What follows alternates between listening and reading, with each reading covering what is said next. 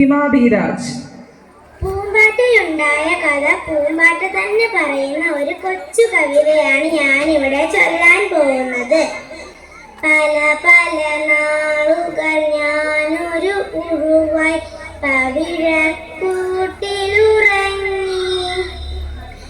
ഇരുളും വെട്ടവും അറിയാതങ്ങനെ നാളുകൾ നീക്കി. അരളി ചെടിയുടെ ഇല തന്നടിയിൽ അരുമക്കിങ്ങിണി പോലെ